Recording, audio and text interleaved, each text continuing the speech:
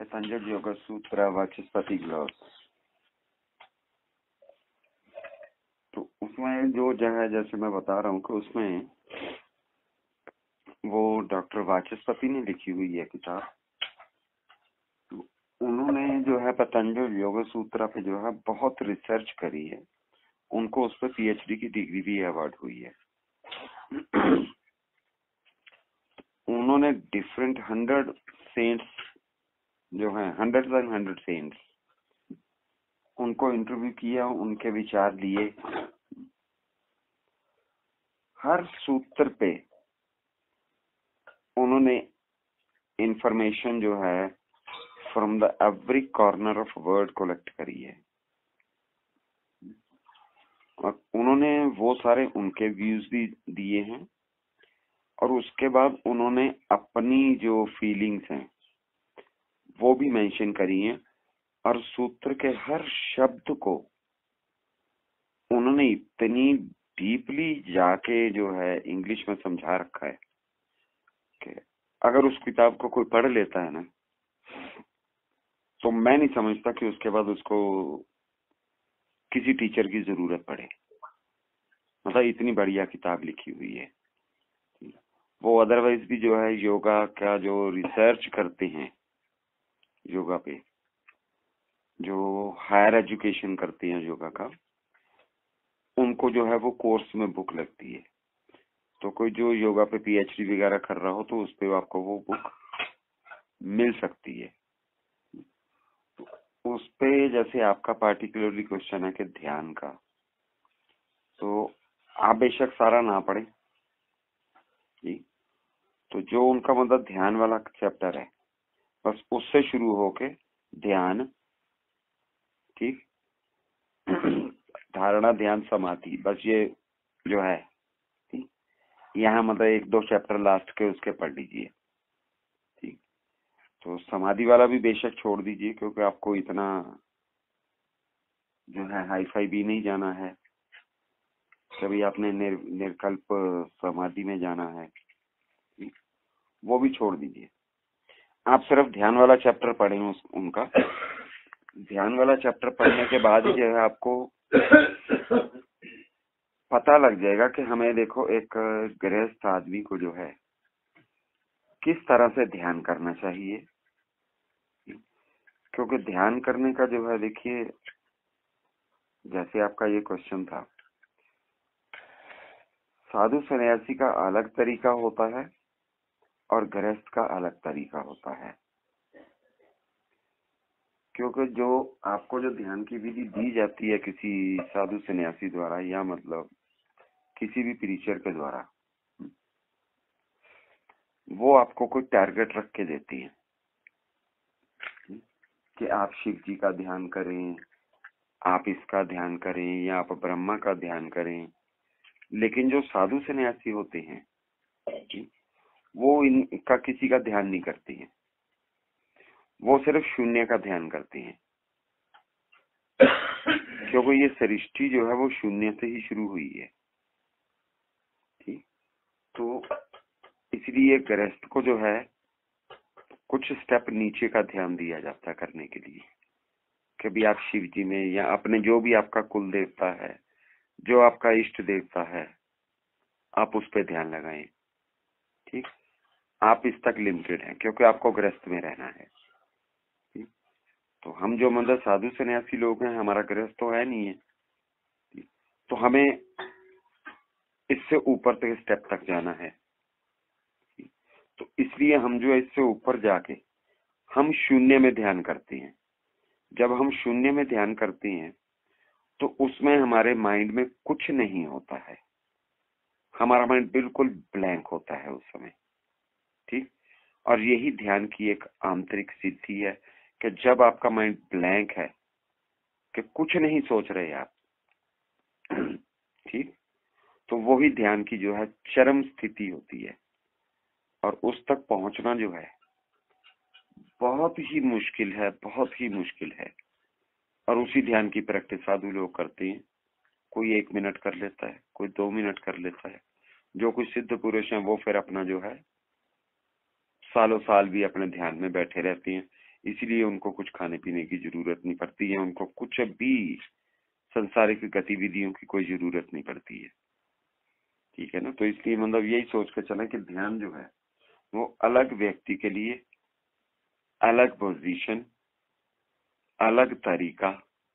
ठीक, जैसे आप गृहस्थ हैं तो आप सिर्फ जो है अपने पीस ऑफ माइंड के लिए अपने कुल देवता, इष्ट देवता, जो भी आपके हैं, जिसको भी आप मानते हैं, आप बस उसका ध्यान करें। ठीक, आपके लिए इतना बहुत है। इधर कमर्शियल बहुत ध्यान प्रक्रिया है। अब ऐसा कोई कमर्शियल ध्यान प्रक्रिया में कभी पार्टिसिपेट किया है? हाँ, बहुत पार्टिसिपेट किया है मैंने कमर्शियल में। कमर्शियल बोलता है इसलिए जो बहुत आदमी एक साथ बैठ गया, गुरुदेव चेयर में बैठ गया, तो उधर से कुछ स्पीच दे रहा है, कुछ पोज के लिए बोल रहा है, 1 घंटा के लिए ऐसे लेक्चर देता है और आदमी चुपचाप सुनता है और एक पोज में बैठ जाता है। कभी कभी म्यूजिक भी देता है, कभी कभी म्यूजिक छोड़ के दूसरा कोई ओम अदर साउंड भी देता है। तो उसमें की कोई शांति का कोई वातावरण तैयारी होता है। गृहस्थ लोगों को तो शांति का ही जरूरत है, आनंद जो ये सुनने से ही आनंद होता है, लेकिन हम लोगों को लिए शांति काफी है। हाँ, नहीं वो देखो, शून्य साधना जो है वो आपके लिए नहीं है। वो मैंने आपको पहले बताया कि ये वो जो है ना वो गृहस्थ लोगों के लिए नहीं है। ठीक है ना। गृहस्थ लोगों को तो सिर्फ अपना पीस ऑफ माइंड क्रिएट करने के लिए जो है एक साधना करनी है। तो जो देखो आपने ये कहा ना, कभी ऐसे कई बैठ जाते हैं, 1 आध घंटा प्रीच करते हैं, उसके बाद या कोई म्यूजिक से लेते हैं या फिर कोई ओम उच्चारण कराते हैं। ठीक, तो स्वामी जी मैं आपको वेरी फ्रैंकली बताऊं कि उनमें 90% से ज्यादा जो है ना वो तो सिर्फ पैसा इकट्ठा करने के लिए करते हैं। ठीक, कुछ नहीं होता उनसे। क्योंकि ध्यान प्रक्रिया जो है, अगर आप पतंजलि योग सूत्र पढ़ेंगे, बहुत एक अलग स्थिति है, बहुत एक अलग चीज है, वो ये लाइन ही नहीं है। ठीक है ना।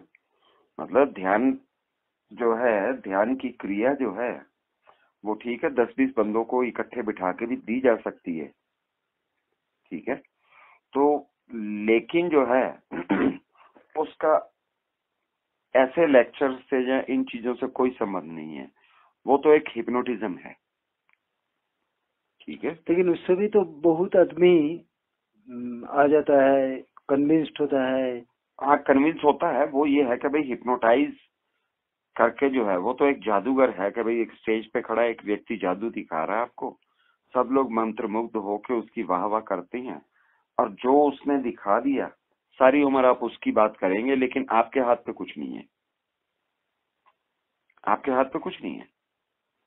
ठीक कोई हजारों में एक होगा जो उनमें से कुछ ढूंढ लेगा। ठीक, वही सेम सिचुएशन है, एक स्टेज पे खड़ा व्यक्ति जादू कर रहा है, कोई उसका ट्रिक पकड़ लेता है 1000 में एक और सीख जाता है। ठीक, नहीं तो 999 जो हैं वो सिर्फ बाद में आप देखना उसी की तारीफ करेंगे कि नहीं वो वाले महात्मा जी थे, भाई बड़ी शांति मिली हमें वहां जाके।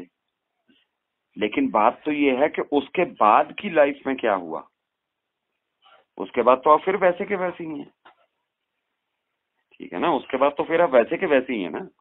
यहाँ पे ये है कि जो आपको पीस ऑफ माइंड वहां पे मिला वो परमानेंट स्टेट हो जाए। ठीक, तब तो ये है कि आपकी अचीवमेंट है। अगर वो आपका परमानेंट स्टेट नहीं होती है, सिर्फ फॉर द टाइम बीइंग, जितनी देर आप उस व्यक्ति के सामने बैठे हैं, ठीक, सिर्फ उतनी देर के लिए है। ठीक, तो मैं नहीं समझता कि वो बंदा जो है आपको कुछ दे सकता है। ठीक, क्योंकि वो तो अपना ले रहा है फिर। ठीक, आपको कुछ नहीं दे रहा वो। ठीक, आप जैसे बोल रहा है जी, आपका जो इष्ट है, इष्ट देवता है, हाँ हाँ जी, उसका ही ध्यान कीजिए। लेकिन हम देखा ये इष्ट देवता का ध्यान, मान लीजिए माता पिता का ध्यान हो, गुरुदेव का ध्यान हो, कोई देवता का ध्यान हो, कोई मूर्ति का ध्यान हो, ये ध्यान करने का टाइम में एक से कंसंट्रेट हो नहीं पाता है। कभी ऐसा भी है, एक देवता आ गया तो दूसरा कोई देवता आ गया। कभी कभी ऐसा भी होता है कोई महापुरुष का जिसको हम कभी चिंता ही नहीं, कभी देखा ही नहीं, ऐसा कोई कभी कभी पिक्चर आ जाता है, कभी कभी कालार आ जाता है।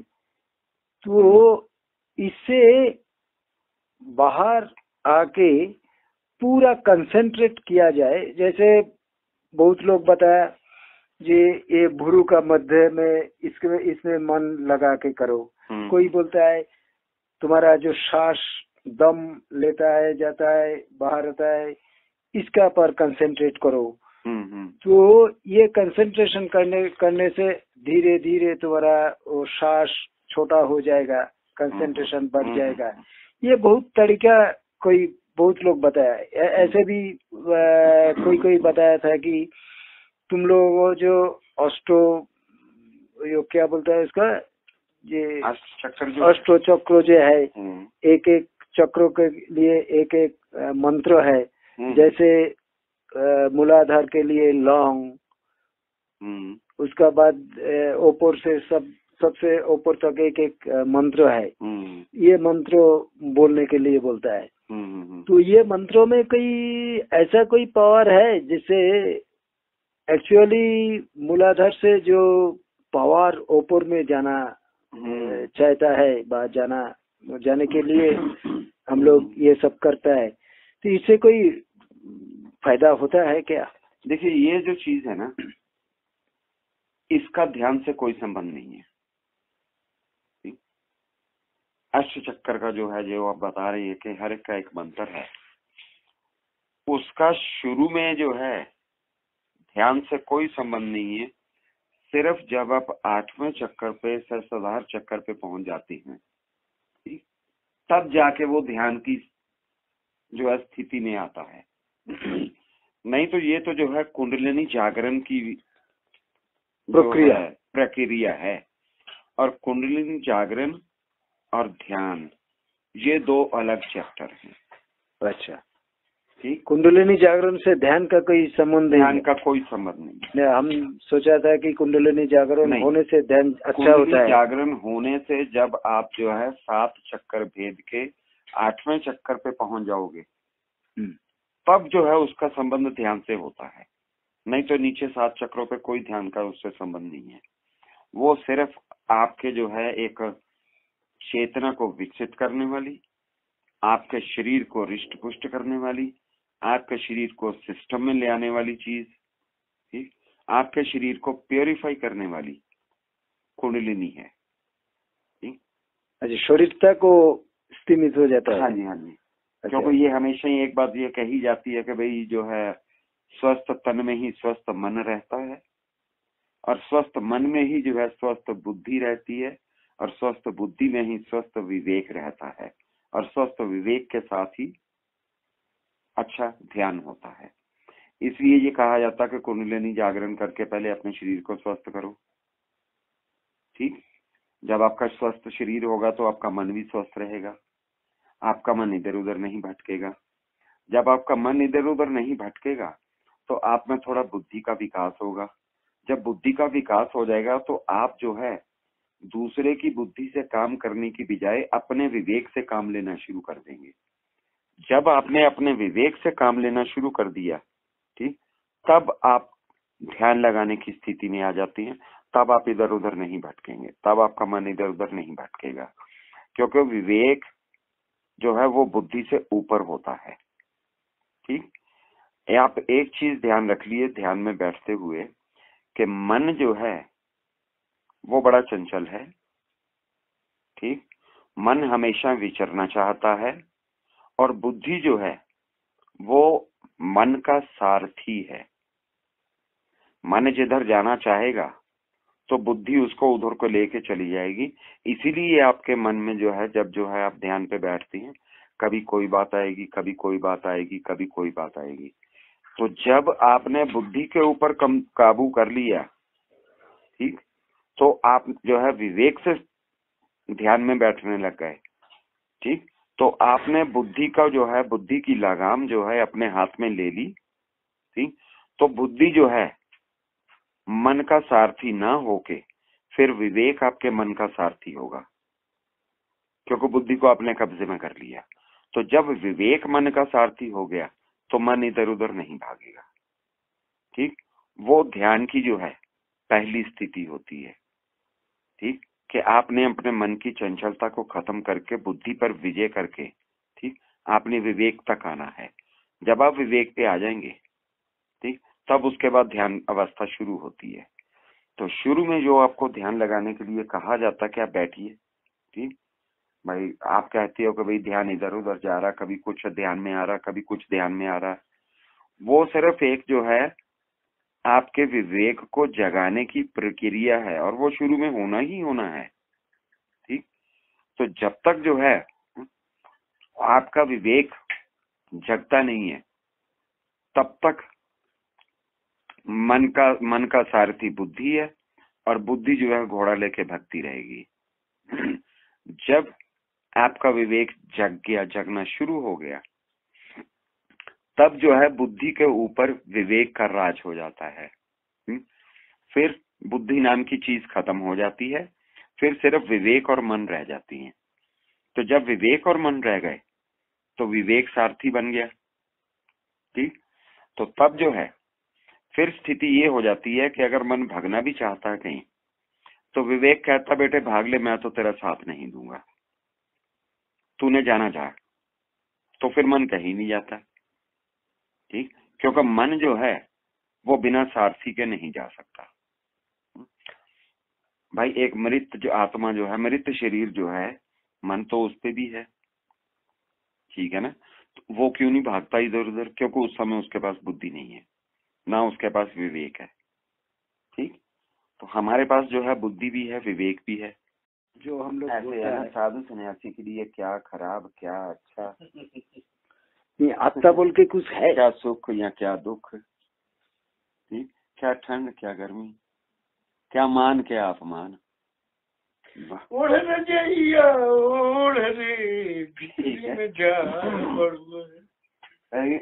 साधु सन्यासी तो हमेशा सम रहना जानता है, बस अपनी मस्ती में मस्त है, ठीक। साधु सन्यासी तो कुछ भी कर रहा हो ना, तो आप कभी जज नहीं कर सकते कि वो क्या सोच रहा है। आपसे बात भी कर रहा हूँ तो आप कभी नहीं ये सोच सकते कि मैं क्या सोच रहा हूँ। आम जो गृहस्थ है या आम लोग जो हैं, उनका ब्रेन सिर्फ एक साइड काम करता है कि जो काम कर रहे हैं उसी पे ध्यान है, ठीक। जो थोड़ा ऊपर का गृहस्थ है, जिसको हम कह दें कि इंटेलिजेंट गृहस्थ है, उसका माइंड दो जगह काम करता है, ठीक। वो ब्रेन जो है उसका, एक तो ये है कि वो क्या कर रहा है, दूसरा ये है कि उसको इसके बाद क्या करना है, ठीक। जो उससे भी कोई ऊपर है, उसका ब्रेन तीन काम करता है एक ही समय में, कि मैं अभी क्या कर रहा हूं, इसके बाद क्या करना है, और जो मैंने करना है इसके बाद उसको कैसे करना है। वो उसका तरीका भी पहले फाइंड आउट कर लेता है, ठीक। और जो सन्यासी आदमी होता है, उसका ब्रेन चार जगह काम करना शुरू करता है, जो पहले सन्यास लेते हैं हम लोग, ठीक। ये तीन काम तो जो होते ही रहते हैं, ठीक, कि जो मैं कर रहा हूं उसकी तरफ भी मेरा ध्यान है, इसके बाद मैंने क्या करना है वो भी मेरे माइंड में है, उसको मैंने कैसे करना है उसकी प्लानिंग मैंने पहले से बना ली, ठीक। और उसके बाद ये भी होता है उसके ध्यान में कि मुझे इन किसी भी कामों में लिप्त नहीं होना है, क्योंकि ये सिर्फ मेरे सांसारिक कर्म है, ठीक। ना तो मुझे जो है इनसे कुछ अच्छाई ढूंढनी है, ना कोई इन पे से बुराई ढूंढनी है, ठीक।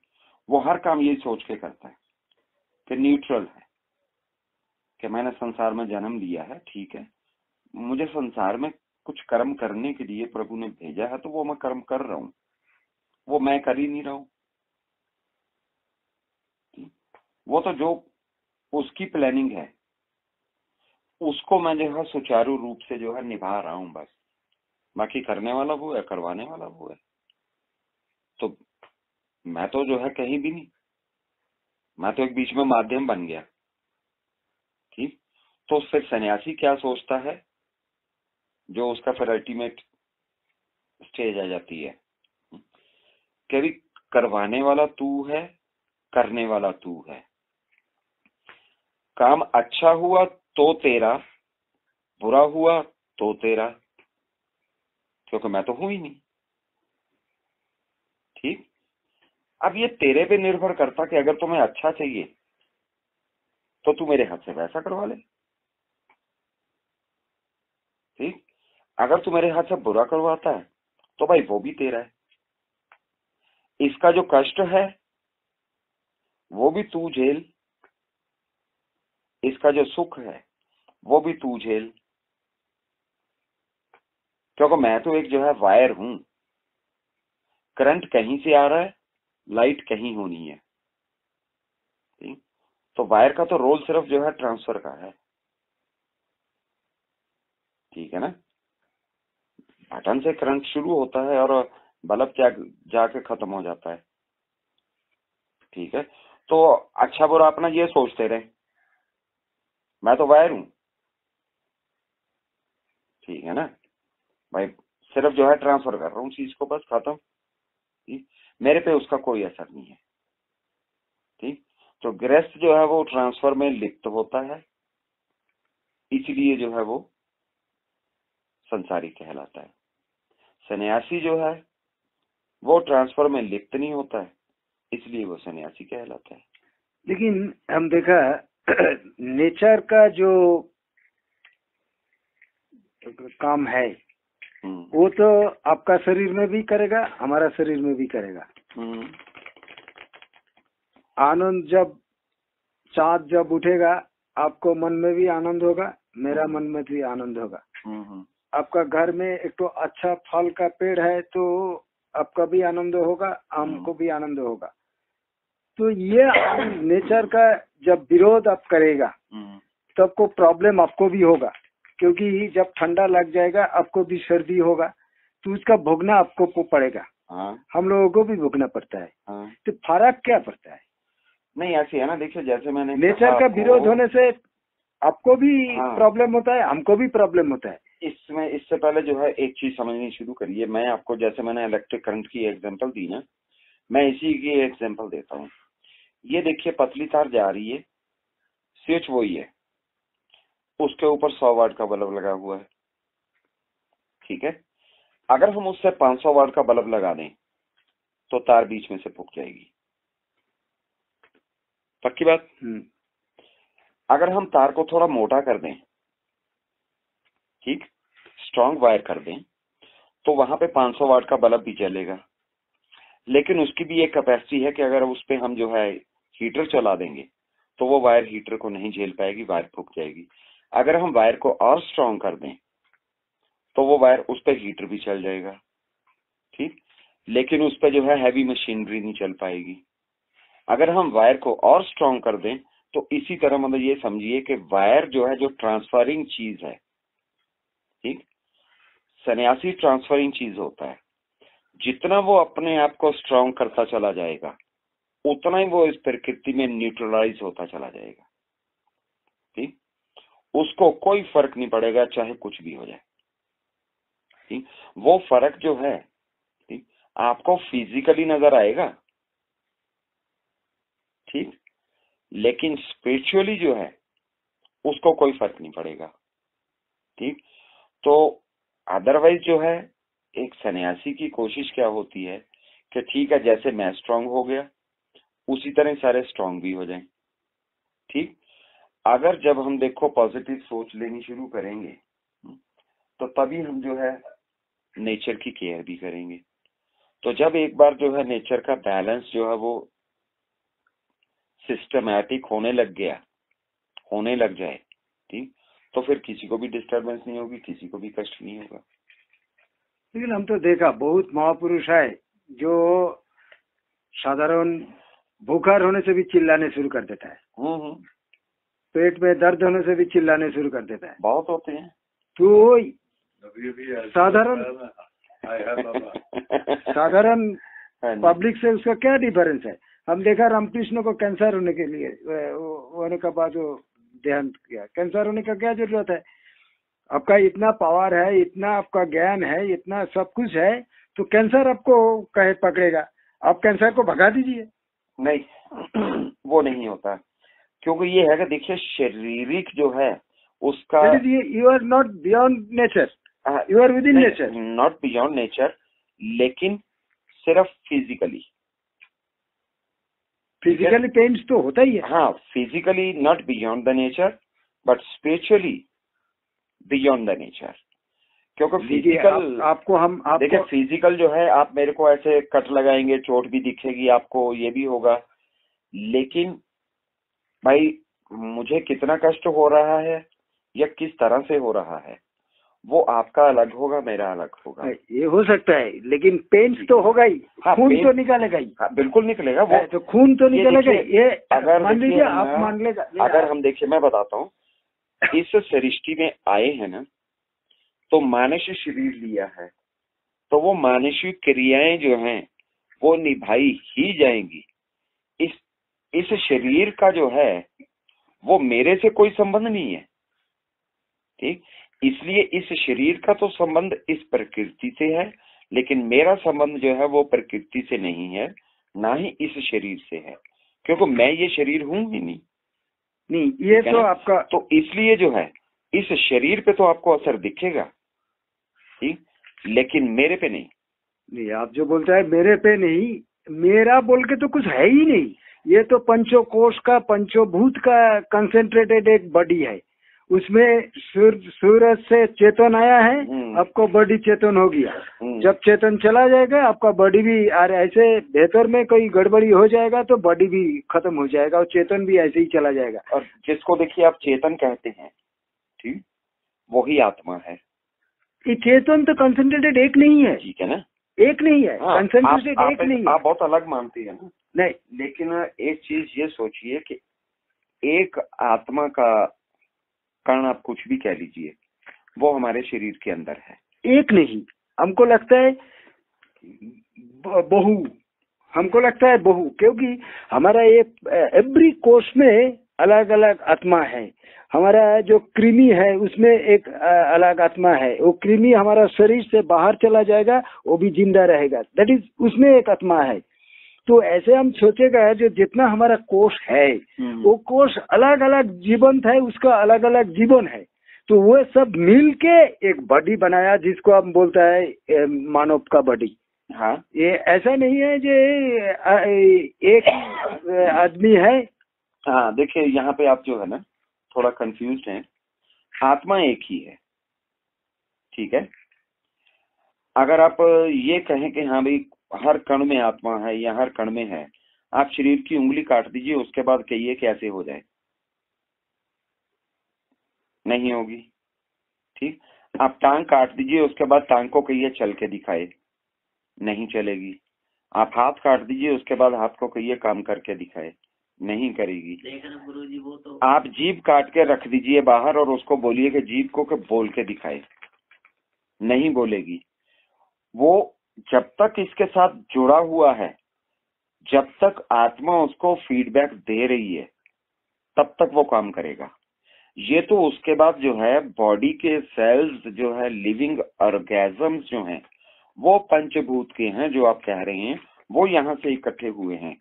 और आत्मा जो है वो सिर्फ उसमें से एक जो है गाइडिंग फ्लो है, कि जो उसको गाइड कर रहा है, ठीक, कि आपने ऐसे करना है। जिस दिन जो है आत्मा निकल जाएगी तो ये 5 तत्व तो तब भी है ही है, ठीक है ना। तो वो तब क्यों नहीं उस तरह एक्टिवली काम करते, या हम कोई भी एक, जैसे मैंने बताया कि एक पार्ट अलग कर दें, तो वो तब उस तरह काम क्यों नहीं करता।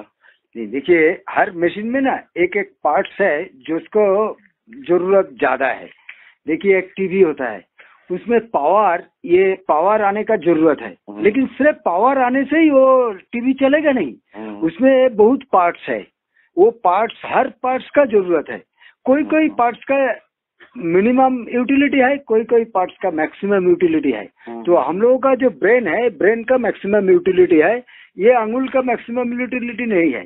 तो कुछ पार्ट्स का, ये बॉडी में भी कुछ पार्ट्स का यूटिलिटी ज्यादा है। ये पार्ट्स एक से अलग हो जाए तो तब भी कोई देखिए, जैसे आप कहते हैं कि ब्रेन का ज्यादा यूटिलिटी ऐसा, ठीक, मैं आपको ये बता दूं कि ये शरीर जो है इसका आत्मा के साथ सिर्फ एक इतना संबंध है कि आत्मा उसको चला रही है।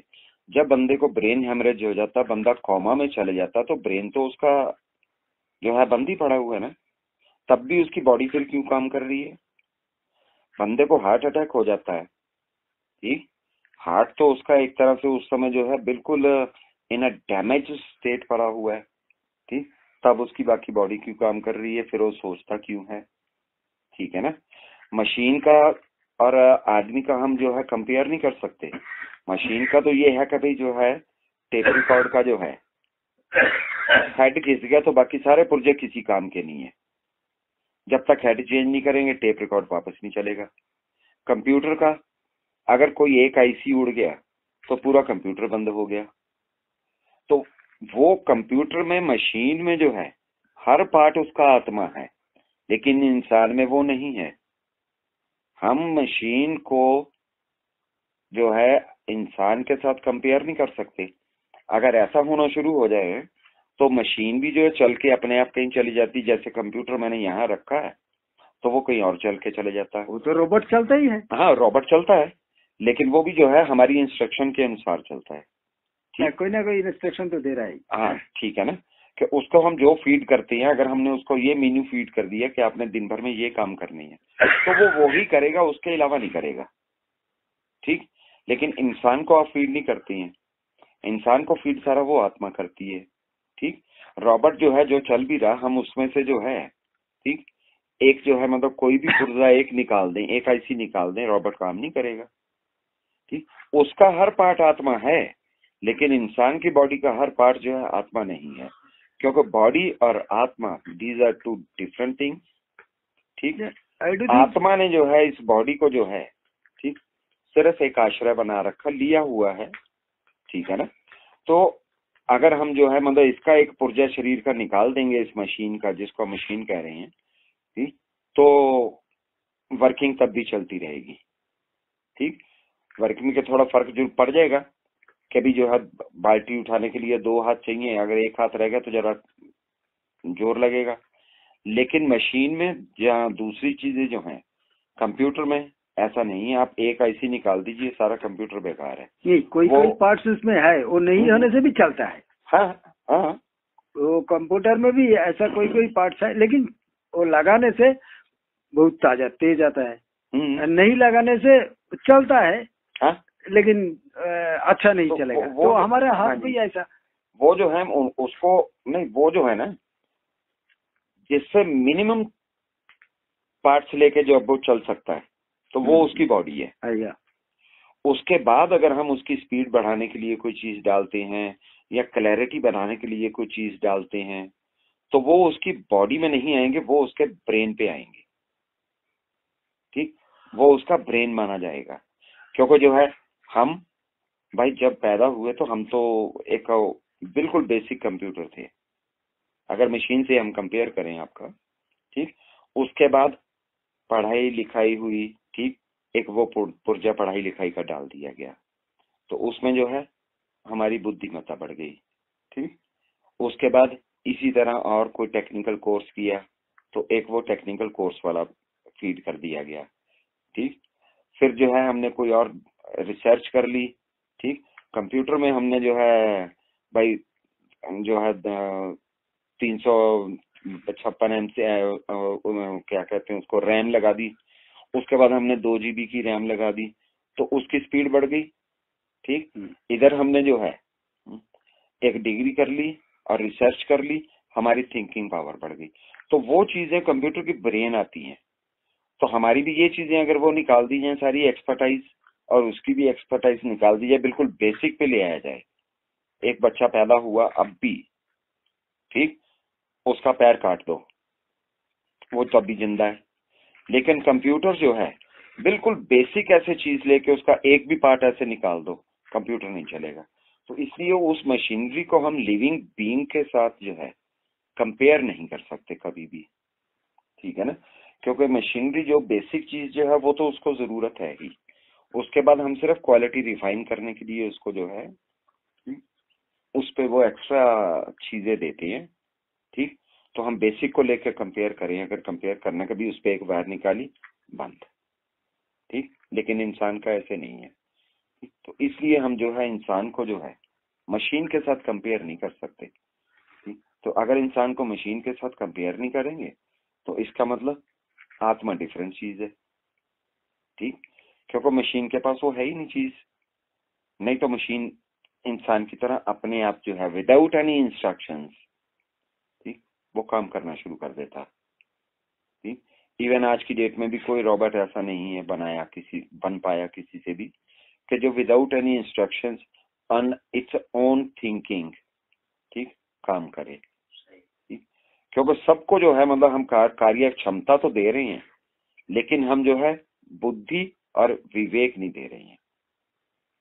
वो नहीं है उनके पास, मशीन के पास ये चीज नहीं है कि बुद्धि और विवेक नहीं है, ठीक। और बुद्धि और विवेक जो है सिर्फ इंसान के पास है, ठीक। और वही जो है इसीलिए कि हम भाई आत्मा है हमारे पास, उनके पास आत्मा नहीं है, ठीक है ना। तो थैंक यू। गिरेगी बताइए।